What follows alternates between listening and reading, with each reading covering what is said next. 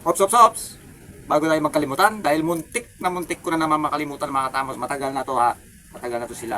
Kaya, shoutout muna natin. Pasensya na po ha, kung medyo natagalan. Okay? Shoutout po muna.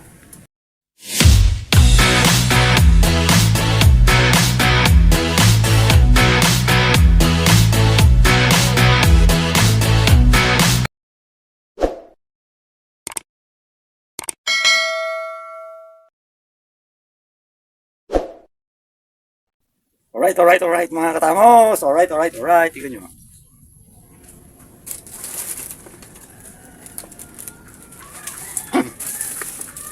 Dumating na yung pinakuha kong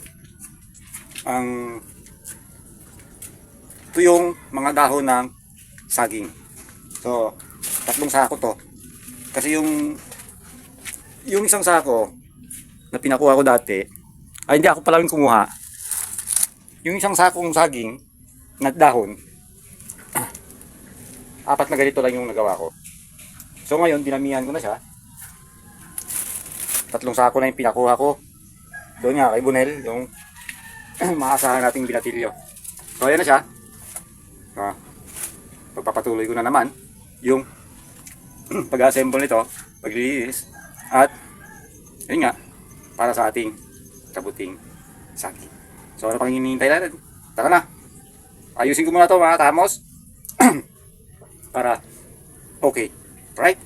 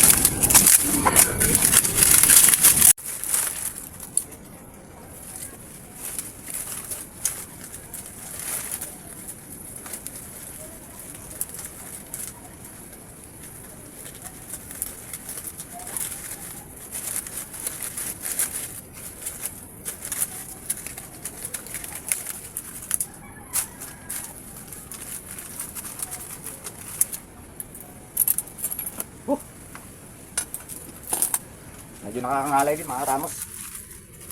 Yung pag-prepare natin ito.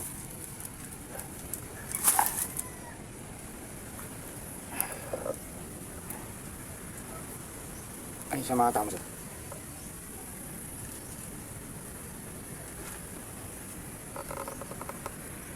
Teka lang.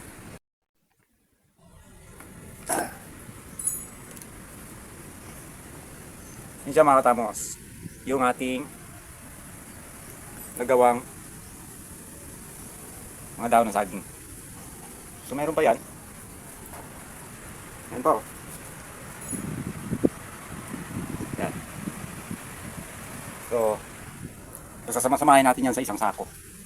Sa lahat. Tsaka ito pala. Tsaka yan lahat. Para wait lang. Hiningal ako doon sa paglilinis ng ito mga dahon. Meron pa dito, 2 sako pa. Yung isa medyo kalahati na lang yan. Ito, yung malaki. Medyo kalahati na lang. So mga 1 kalahati na lang. Ito maliit na naman to eh.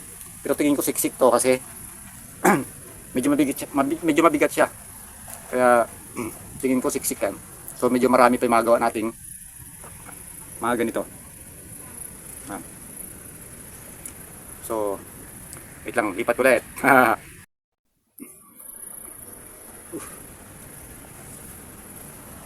So yun mga katamos, no? Ayun,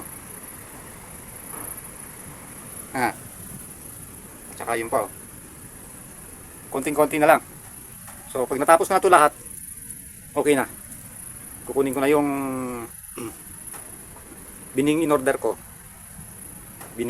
Yung bini ng ano, yung mga seedlings ng kabuting saging. And then mag-start na tayo ng procedure kung paano siya itatanim. So, itong mga to, ilalagay ko muna to sa ano, sa isang sako. Dahil para pag binabad natin yan sa tubig, sa isang lagayan lang. Sa lagayan lang. Tapos dito maghahanap ako dito ng ipepesto ko kung saan ko siya pwedeng pesto na hindi siya masyado na hindi siya naaarawan masyado. Tapos ready na rin itong ano ko, plastic. Ang wala akong mabiling plastic na yung kulay puti. Yung pang isda yata yon, pang thermochest na plastic. Ito na binili ko. Ito pwede naman siguro to kasi ano to, ang garbage bag.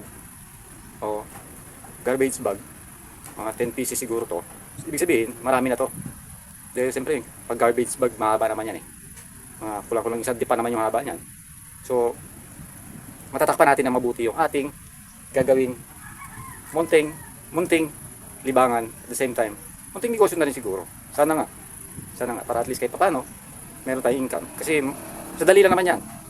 Kasi napapanood ko sa, dito, napapanood ko minsan, mga 2 weeks lang yata, nakaka-harvest na sila.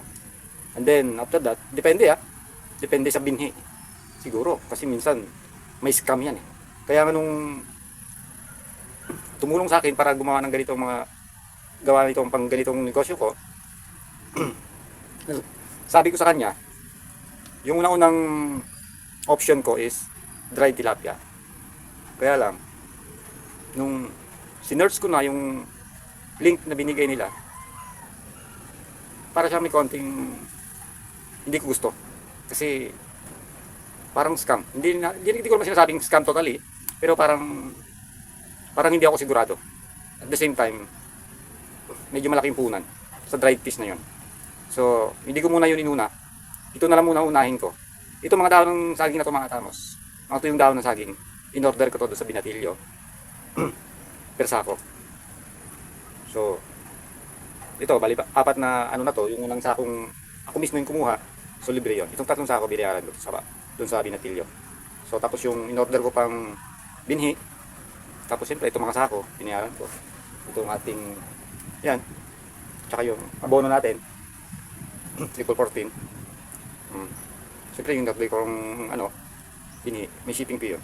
So, kailangan din nating bayaran yun. Magkano na naman yan? So, ito, medyo pahinga muna ng konti. At, kain muna. Mananangalian muna ulit. Ulit daw. Mananangalian muna. After manangalian, medyo pahinga ng konti. At proceed na naman para matapos na ito. At the same time, medyo ma-ready ko na yung paglalagyan ko. Kasi, sabi ko nga, napakarami niyang proseso. Medyo mura lang yung magiging punan sa kanya, pero marami siyang proseso. So, yung binhi na in-order natin, hindi natin sigurado pa yon kung maganda yung kalalabasan ng tubo niya. So, if ever na hindi maganda, order ulit tayo. Pero huwag tayo mag-alala mga tamos, meron pa naman tayo pa-order. Kaya sabi ko dun sa kay sir, hindi kita bibiguin. Hindi kita bibiguin sa tulong mo na ito. Di ba? Ganun lang talaga yun mga tamos. Siyempre kailangan natin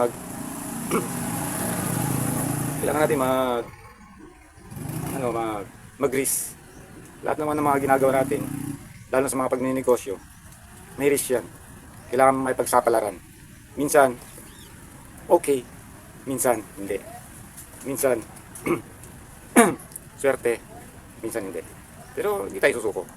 Kaya, mga tamos, pahinga muna akong konti. Siyempre, medyo maghugas. Kasi, daming langgam dito kanina. Langgam sa daon ng saging yon.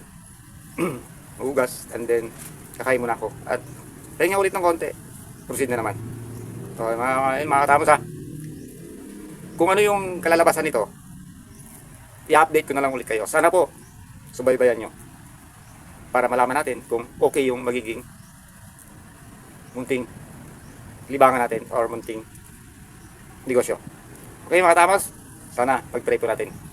Thank you po. And maraming salamat sa walang sawang pagsuporta.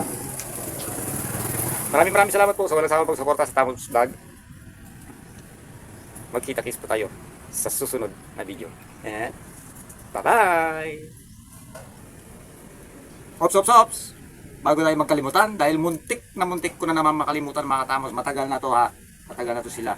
Kaya, shoutout muna natin. Pasensya na po ha, kung medyo natagalan. Okay? Shoutout po muna. MNN si Caron from San Simon, Pampanga. San Simon, Pampanga. So, dito kay Lawrence Gadget Service. Kung gusto nyo po magpagawa ng inyong mga gadgets, cellphones, tablet, laptop, o kung ano pa, punta lang po kayo sa Lawrence Gadget Service. Ayan po, ilalagay ko po dyan. Ayan. Makikita nyo. Ayan. Kapitbahay lang po kami dito sa Gia Homes, Pandanantiki.